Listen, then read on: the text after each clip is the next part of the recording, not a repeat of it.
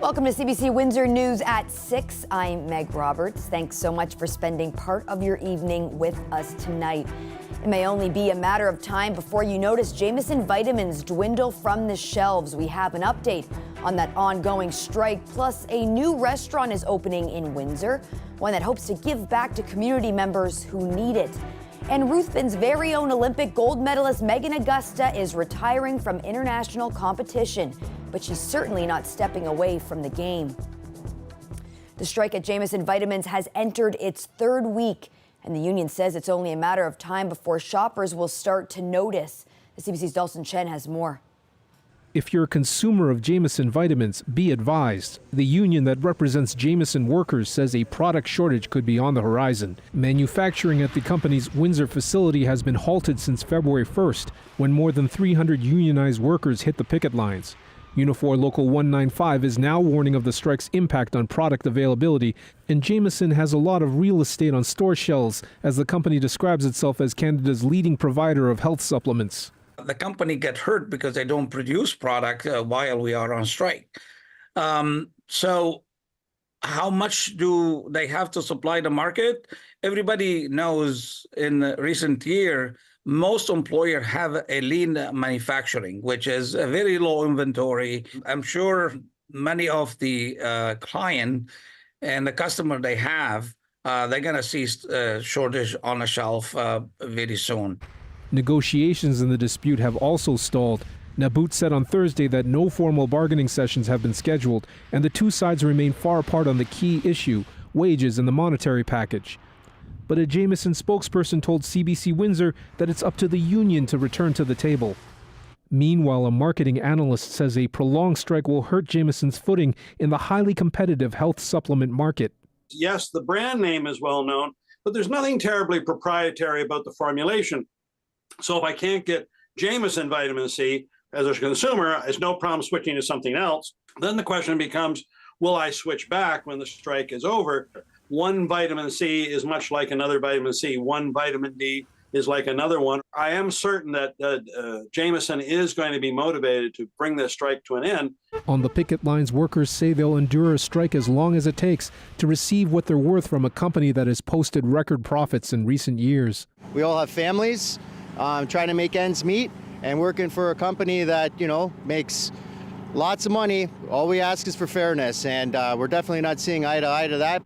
Jameson has 3 other facilities in North America, but the Windsor one is its main site for capsule and tablet production. Dulcin Chen, CBC News, Windsor. Windsor police arson investigators are looking into a fire at 2 new Amherstburg homes. Around 6 this morning, emergency crews responded to a blaze on Elliott Point Road. Police say a newly built home was engulfed in flames when they arrived. That home was destroyed and one next door sustained serious damages. Investigators say the home was vacant at the time and no injuries have been reported. The amount of damage is estimated at $1 million. Residents on the 8th floor of 333 Glengarry Avenue are getting ready to re-enter their apartments today. That's following a fire that broke out on the floor below last week. Initially, residents were staying in a shelter or with friends and family following the fire. After the city's emergency shelter closed on Tuesday, they were put up in other community housing units. Windsor-Essex Community Housing Corporation says they are in the midst of their final fire inspection at the moment, but they expect residents will be available to return this evening. Now, the only residents who have not been able to move back in are on the 7th floor where the fire started. Windsor, like many Canadian cities, is under an affordable housing crunch.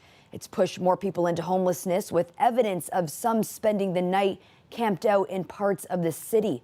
The city says there's about 700 local households that experience some sort of homelessness, with 2 encampments in Windsor. Windsor Morning host Amy Dodge got an update. How does our situation compare to the rest of the country right now? I don't know about every community across the country, but I do know that, if we just even compare ourselves to London, Ontario, our encampment situation is nowhere near as critical as theirs is. City departments with police and the outreach team have been working together since about 2019 and to, try to, again, connect as many people to services and supports and try to get ahead of it so that we don't, have folks having to have no other option besides staying outdoors. A new community kitchen is hoping to be a safe space to help unite members of the community. The Downtown Windsor Community Collaborative is renovating an old restaurant on Wyandotte Street West. The CBC's Dale Molnar got a tour. This is actually a walk-in cooler that has doors and opens up. This glass is covered with styrofoam. Alex Song is the community developer for the Downtown Windsor Community Collaborative. He's working on renovating this former Chinese food restaurant into what will be called a community kitchen. It will operate as an eatery open to the public. The money raised will go toward the organization's programs, such as inviting neighbors for free meals. So this will be an ongoing program, but the hope is that once people experience that, they will want to contribute, and they will find ways that we can help them find ways to contribute in our kitchen here, in our other programming, is the hope for this community kitchen. Song says they're trying to develop community connections. People who've graduated from their addictions program will be able to gain work experience here. Once people have gone through that program, we found that the success rate drastically increases as long as when they stay connected to different community groups. I've been working with the youth downtown here for about 3 years. They have families, they're not homeless, but they are continually coming to us for food, coming to us for programming, coming to us to find a safe space. The renovations are going to cost $40,000, but they're getting help from some area businesses who are either fundraising and donating money or doing some work here for free. Cobb's Bread is fundraising this month and will donate a portion of the proceeds of hot cross bun sales on March 2nd. They will also be going to the kitchen to teach people how to bake bread. It helps people to learn more about, cooking, budgeting, healthy eating, as well as providing them with skills that they could potentially translate into employment as well. The owner of Martin's Masonry and Restoration and his crew has already helped tear out the grease traps and other renovation work, and they will donate a sign, $5,000 worth in all. He wants to give back to the community. We see a lot of youth struggling, and just as long as they can, without our youth, we have nothing in our future. So if we can give them something to look forward to, then we have something to look forward to. It's really going to be a place where, people can get together, and it's anytime you put a meeting place where people get together and especially share food together is a great thing. The kitchen is expected to be ready in April. Dale Molnar, CBC News, Windsor. Hockey superstar Megan Augusta is retiring from international competition. She made the announcement today. Born and raised in Ruthven, she's gone on to play in 4 Olympics, capturing gold medals at 3. I spoke with her today about her hockey career, motherhood, and giving back.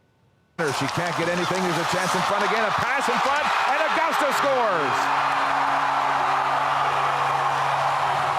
I'm very proud. It's a very proud moment for me to make the announcement that I'm officially retired. I remember, being a little girl, and ever since I was 6 years old, it was my dream to represent Canada and to go to the Olympic Games. And, with a lot of sacrifice and hard work, I made that happen. I think of all those amazing moments, memories, but to me, it's not about the gold medals that I've won. It's about trying to inspire the younger generation to do something special in their lives. And if I could do that, then my job's done. You've had a super successful hockey career. Does anything really stick out for you as you kind of end that chapter of your life? Yeah, my little girl, she's my inspiration. She says, "Mommy, I love hockey and I want to be just like you. And if not, I'm going to be better." And I'm like, "Well, you go, girl." So to have a little girl of my own and just think, you know what? If it wasn't for my parents, I wouldn't be who I am or where I am today. My family, my community, everybody, it takes a village. I am who I am because of them. And another local sports news, a Chatham native is going to represent Team Canada at the upcoming Paris Olympics.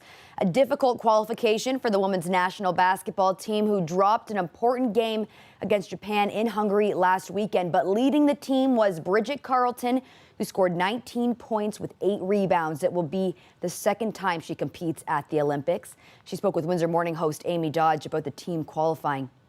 Japan's a really good team, and we lost by 4, so that was really heartbreaking for us, but luckily we weren't out completely yet. Spain and Hungary had to play after us, and if Spain beat Hungary, we were going to be in. So it was obviously really disappointing that we didn't beat Japan and go out that way. But as a team, we kind of went back to our hotel. We watched the second game, and it's so hard when things are not in your control. And you're just kind of hoping for the best, not trying to get your hopes up, not trying to get too low. And they're down by 20. Spain was down by 20 and ended up coming back and winning that game. And that's how we qualified for the Olympics. So it's very emotional, but really, really exciting. A new investigation by our colleagues at Radio Canada is highlighting concerns about how some medications are being prescribed across the country. Among them, drugs commonly prescribed to treat symptoms of anxiety and insomnia. Both patients and doctors are warning that long-term use of these drugs can lead to long-term consequences. As CBC's Alison Northcott explains. When James Dean Trepanier was prescribed benzodiazepines for pain after surgery, he says his doctor told him nothing about the drug he was taking or its side effects. I had like 30, and he says, you won't be taking it every day. So when you come back and if you need more, well, I'm going to give you more. And he did get more and ended up taking the pills on and off for 8 years. When he later quit, he says the withdrawal was unbearable. Severe anxiety. Can't sleep. If you go to sleep, I'd go to sleep and I'd hear like gunshots in my head. Waking up, cold sweats. Radio Canada's investigative program Enquête spoke with 12 people who had similar negative experiences with benzodiazepines or hypnotics. These medications are also called sleeping pills, anti-anxiety medications.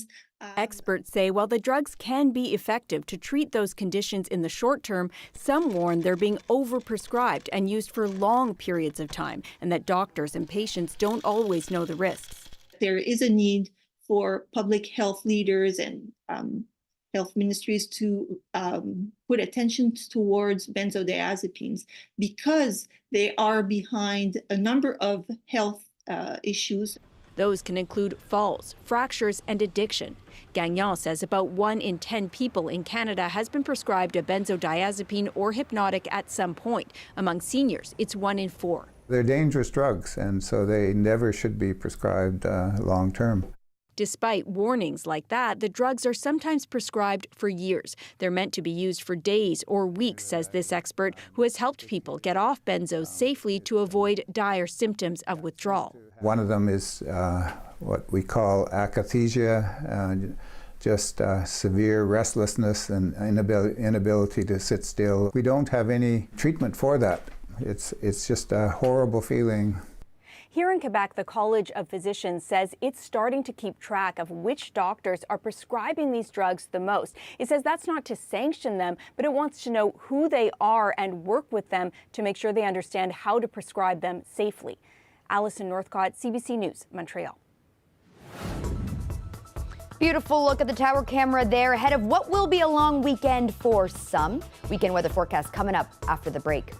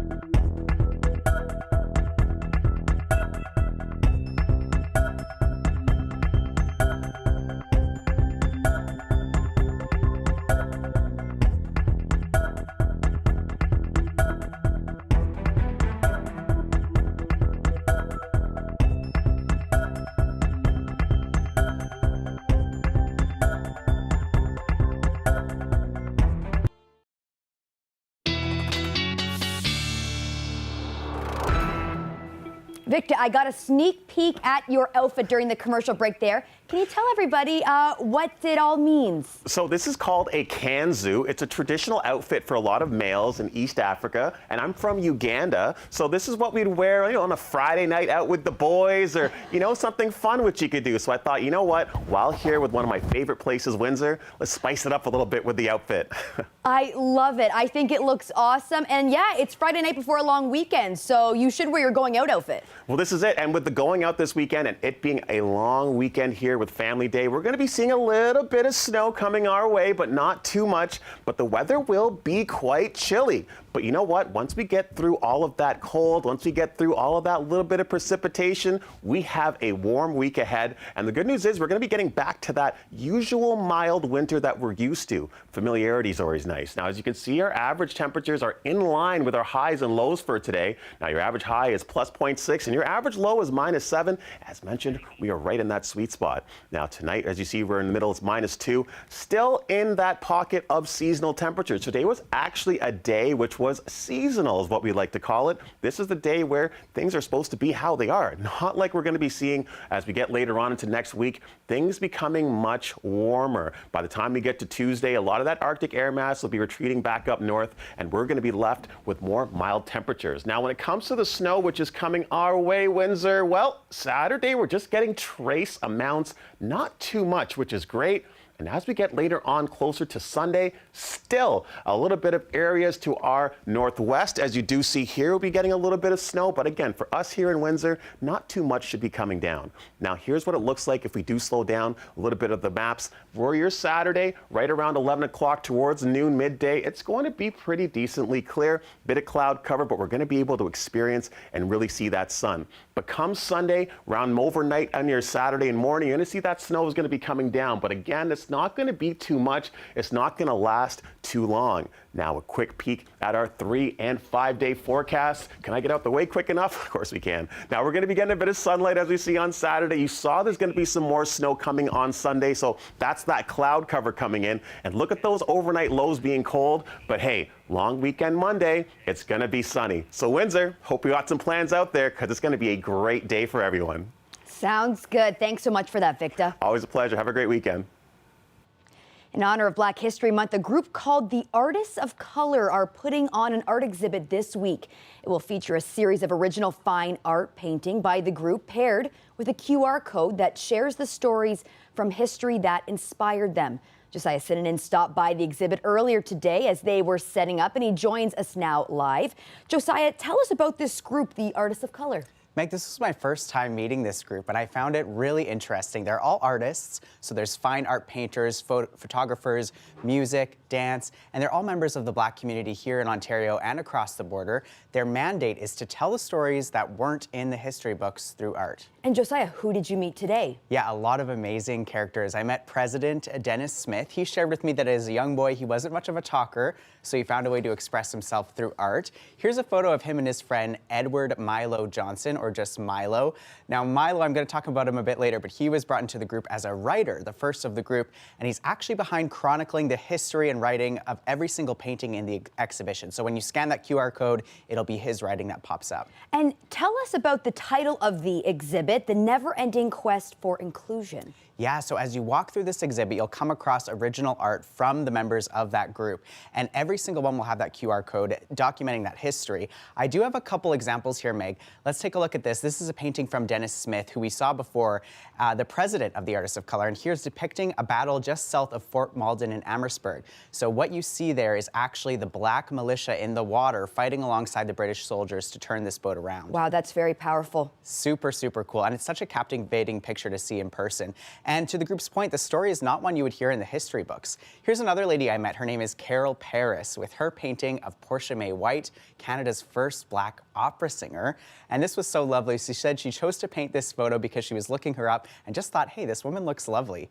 And thought that she had a gift. So she had to express that no matter what, even in those difficult times. And this is the last one I want to show you, Meg. It's called The Plant Harvest by Dennis Smith. And believe it or not, this photo depicts a man named Fred Johnson on the 42nd parallel near Colchester Manchester. My parents live very close to there. Okay, well, yes. There you go. A piece of history. That's him praying for a good harvest. And that's actually an ancestor of that fellow Milo who I showed you earlier. He saw that photo years ago and asked for permission to use it as the cover of his book.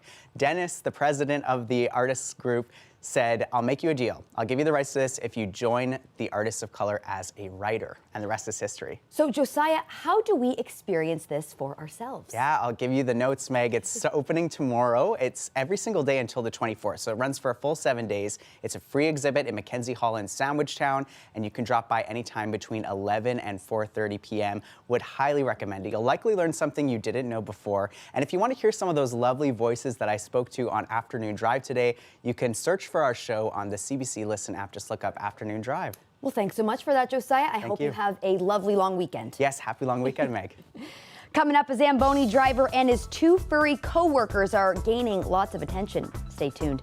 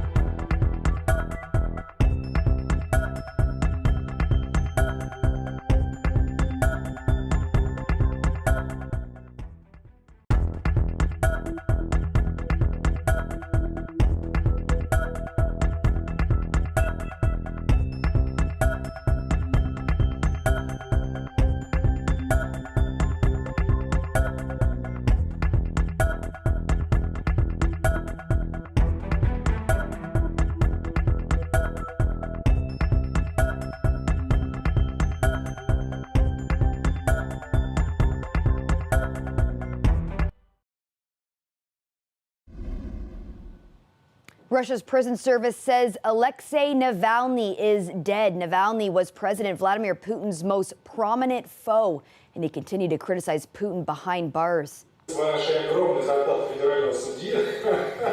That's Navalny earlier this week joking with the judge during a video court date.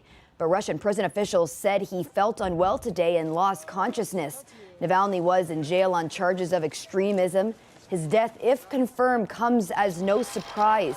He's been attacked before, once with a deadly nerve agent. He was treated in Germany but chose to return home to keep up the fight against Putin. He was 47. We've all heard horror stories about lost luggage on plane trips. Usually, though, it's the entire bag that disappears. But travelers on a recent Sunwing flight had a different experience. Valuables taken out of the bags. The CBC's Thomas Dagla has the story. And this was a great day. Lisa and Dave Parsons returned from their son's wedding in Jamaica with plenty of good memories. Amazing, amazing. And one nasty surprise. Locks were cut, luggage was open, luggage was a mess. Everybody was frantic. About 40 family and friends made the trip from Toronto Pearson International Airport, spending the week soaking up the sun at this 5-star resort on Jamaica's north coast. So many places to choose from. All of it booked through Sunwing, a dream vacation to be sure, until several travelers got home to find their luggage cut or damaged, with thousands of dollars worth of electronics, watches, and perfumes missing. It was very visual to everyone, the luggage at the resort, so we know that it wasn't tampered with it. That could have only happened, they say, at the airport in Montego Bay.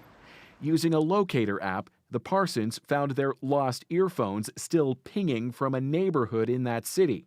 We asked the airport who hires the baggage handlers. They told us the airlines do.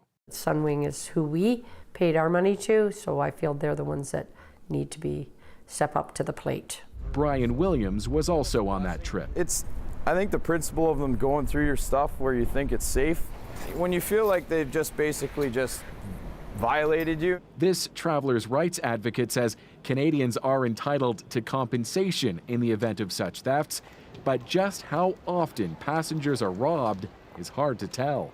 One thing that CAA has actually been calling for years now is more publicly available data. What we'd really like to see is how many claims are going into the airlines. After CBC News reached out to Sunwing, the company told the travelers the incident is being investigated by Jamaican police.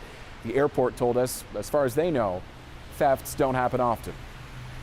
Thomas Dagg, CBC News, Toronto. Prince Harry and Meghan are in Vancouver today for Invictus Games training. They participated in a wheelchair curling demonstration. The journey that we have all been on within the Invictus community, especially again the competitors and their families, it continues. It will always continue. But every single one of you inspire me and you inspire us every single day. The Duke and Duchess of Sussex were joined by singer Michael Bublé. There is 1 year to go until the Invictus Games in Vancouver and Whistler, where Harry and Meghan spent the last 2 days. Harry founded the Games for wounded, injured, or sick service personnel and veterans. There's usually an abundance of entertainment at hockey rinks. The ice cleaning normally isn't a part of that, but that isn't the case at one Wisconsin arena. When Wisconsin driver Rob Podock fires up the Zamboni, he has company. 7-year-old Penny and 2-year-old Jersey are a fixture, gaining a measure of celebrity status. And they're not just cute to look at. They have duties to fulfill, like testing the ice out once it's finished and helping to clean debris from the stands, the spilled popcorn at least. Podock turned each dog into a rink rat at about 7 weeks. Well, that's it for CBC Windsor News. Don't forget, for news anytime, you can go to our website at cbc.ca/Windsor. Thanks so much for tuning in. Looking forward to seeing you back here next week.